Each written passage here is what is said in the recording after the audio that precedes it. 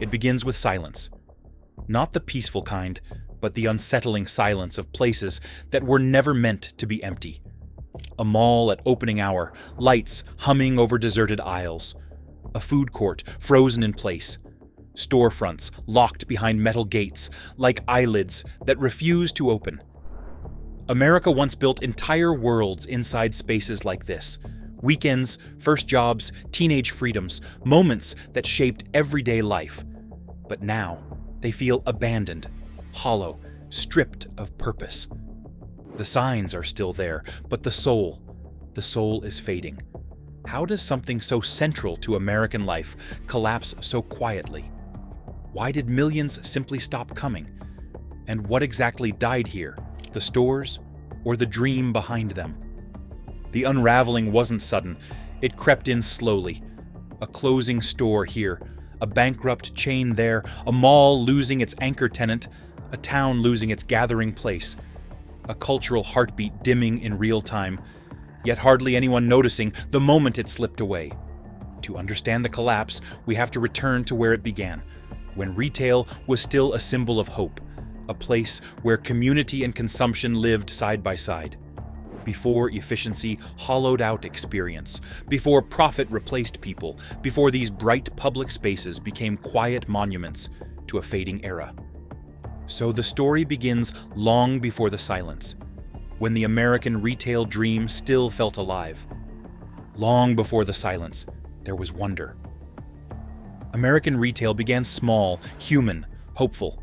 Picture an old department store in a growing city. Brass, gleaming, wooden counters worn smooth by thousands of hands.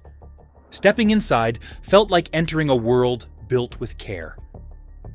The shopkeeper knew your name. The store felt less like a marketplace and more like a living room shared by the whole town. In small towns, the general store wasn't just where you bought flour or boots.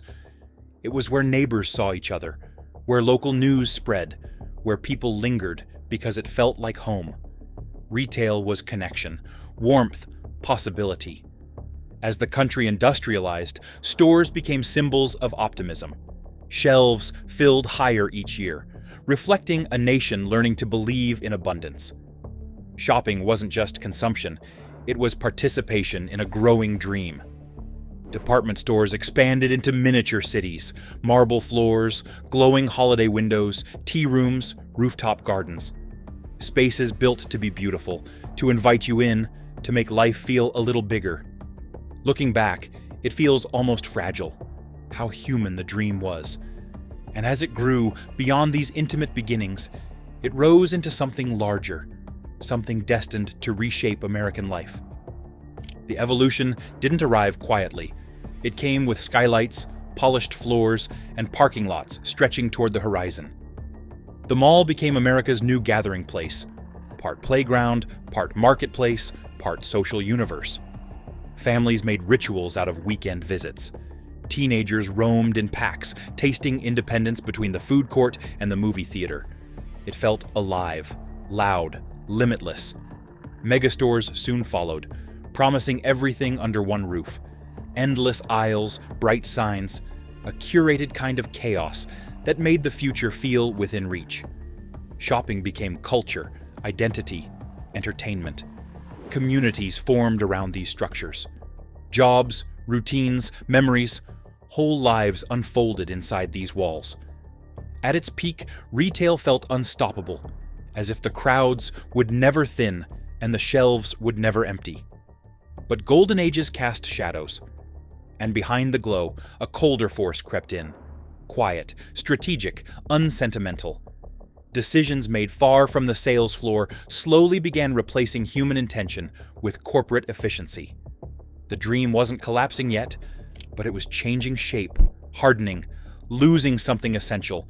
And with that shift, the glow that defined American retail began, almost imperceptibly, to dim. As the golden glow softened, a different kind of light filled the back rooms. A colder one, the light of spreadsheets and quarterly reports.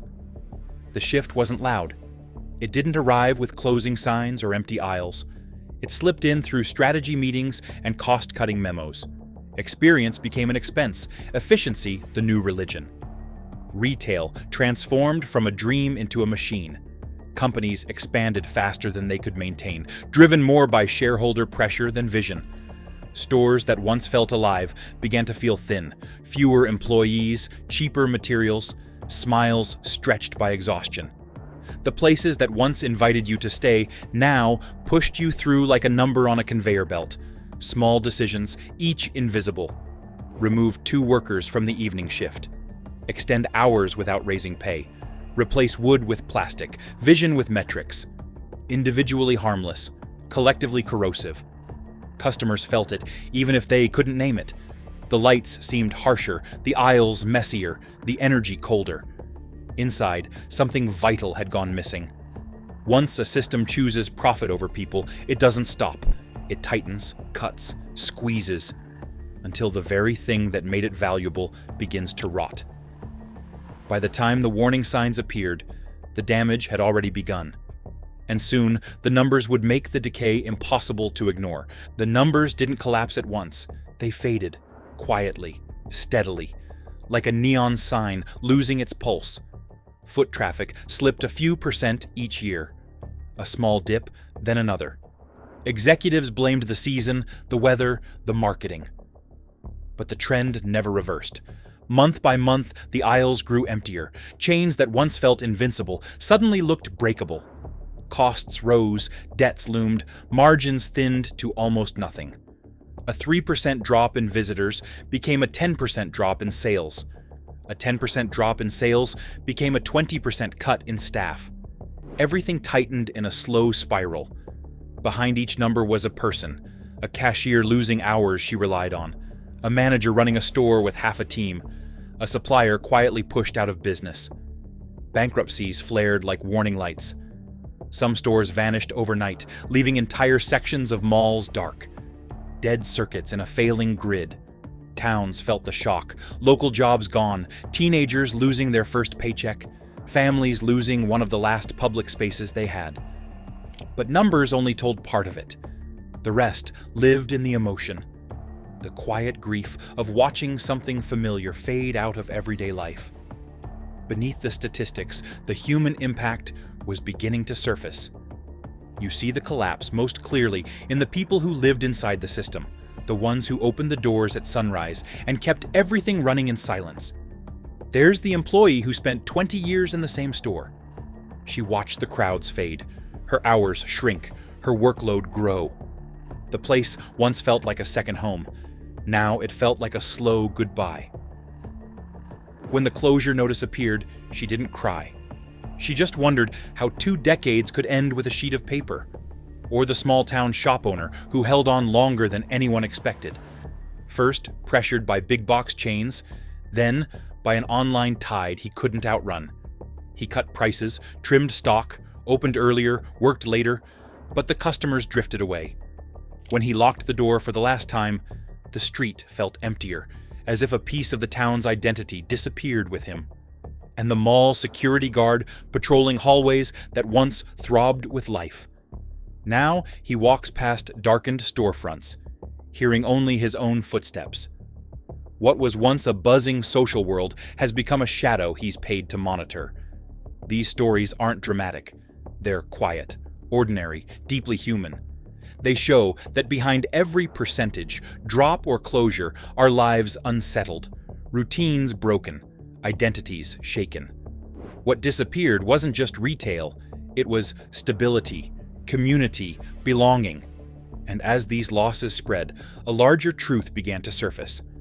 Those personal stories revealed something larger than the fall of an industry. They exposed a shift in values, a slow erosion of what once held communities together. When profit becomes the only metric, something human begins to drain out. Retail wasn't just commerce, it was a social fabric, a place where people crossed paths and felt part of a shared world. But as every space was forced to justify itself in dollars and data, the human elements, conversation, familiarity, belonging, became expendable. And once removed, the damage went deeper than lost revenue. What happens to a society when its gathering places fade? When buying becomes a cold transaction? When we stop seeing one another in the ordinary moments that once held life together? The decline wasn't only economic, it was cultural. Communities lost their third spaces, workers lost dignity, families lost one of the few public environments shared across class. Slowly, quietly, the country grew more isolated. It's easy to blame convenience or technology, but beneath it lies a harder truth. Systems without soul eventually empty themselves out. The cost isn't carried by executives, it's carried by the people who depended on these places to feel connected, stable, seen. This wasn't just a market shift. It was a moral unraveling. The unraveling didn't come from one fatal mistake. It grew from a pattern. Small decisions, repeated endlessly, all pointing toward short-term thinking. Leaders fixated on quarterly numbers. They cut staff, trimmed training, replaced quality with cheaper materials. Choices that looked efficient on paper, but corrosive in reality. Each decision saved pennies. Each one cost a piece of the soul. Instead of innovating, companies leaned on financial tricks. Stock buybacks, rapid expansion, temporary boosts that made reports shine even as the stores dimmed. And when profits slipped, they cut even deeper. Ironically, the strategies meant to save retail pushed customers faster toward alternatives that offered consistency or care. These weren't dramatic failures. They were slow shortcuts taken again and again until the culture bent out of shape. Value traded for speed. Meaning for margins. Loyalty for volume. By the time leaders looked for answers, the damage was embedded in the system. Retail still had its body, but the heart had been replaced by metrics.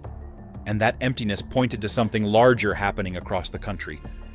What happened in retail wasn't isolated. It was a mirror, reflecting cracks, spreading across America itself. The fall of stores symbolized the fading belief that prosperity was shared, that progress lifted everyone, that the dream still belonged to ordinary people. Retail was more than commerce. It was a stage where the middle class lived its daily rituals. When these spaces dimmed, the loss felt personal. Online convenience wasn't the cause, it was a symptom, a product of a society drifting toward speed and isolation. Delivery replaced community. Algorithms replaced conversation. Public life thinned until once vibrant spaces felt distant, like memories slipping away. The empty mall became a metaphor, still standing, technically alive, but spiritually vacant. Proof that a system can function long after its meaning dies. And in that symbol, a larger truth emerged. Connection fading, stability eroding, mobility shrinking. Even as the dream dimmed, the people who carried it were still out there, trying to understand the new landscape forming around them. In this shifting landscape, the people left behind had to navigate a future that felt unfamiliar. The structures they once relied on, jobs, routines, community, had thinned out, leaving them exposed. For workers, the collapse meant starting over in an economy with less stability. Some turned to gig work, trading predictability for survival. Others drifted between temporary jobs, each one promising opportunity, each one delivering exhaustion. Communities tried to adapt. Empty malls became offices, clinics, event spaces. Some towns tried to revive local shops, hoping to rebuild what big chains erased. But restoring community without the framework that once supported it felt like rebuilding a house without walls. Beneath it all, one question lingered. Is it fair that the people who kept the system running were the first to suffer when it fell apart? They didn't strip down staff or chase short-term gains, yet they carried the consequences. Still, a quiet awareness emerged. Maybe the future doesn't have to repeat the past. Maybe a new kind of retail or connection could exist if built around people rather than metrics. But whether that future takes shape depends on a harder question the country hasn't answered yet. What remains after the closures and hollow storefronts is a symbol still standing, but stripped of certainty. Retail didn't disappear, it thinned out into something quieter, more fragile. A mall can still open its doors yet feel empty. A store can still operate, yet feel like a shadow of what it once meant. It became a reminder that systems can outlive their purpose, structures intact long after the spirit that built them has slipped away. The decline of retail mirrors, the decline of stability in everyday life, the loss of shared spaces, the shrinking middle class, the erosion of possibility. The empty storefront isn't just a business failure, it's a cultural warning. How long can society function when its symbols remain but their meaning evaporates? The collapse was never only about shopping, it was about connection, mobility, belonging, the belief that life could steadily improve. Now, standing in the quiet of those fading spaces, the country must decide whether it will keep drifting toward that emptiness or confront what must change. In the end, American retail didn't simply fade. It revealed something, a culture stretched thin, a dream that kept its shape long after its substance disappeared. The stores may dim, the malls may echo, but the questions they leave behind are louder than ever. What do we lose when our shared spaces disappear? What happens when convenience replaces connection? And who pays the price when a system collapses from the inside out? The storefronts may stand half empty, but the story isn't finished. The next chapter won't be written by the corporations that hollowed these places out. It'll be written by the people who still believe in community, in stability, in something more human than profit margins. The lights haven't gone out, they're just waiting for someone to decide what should shine there next.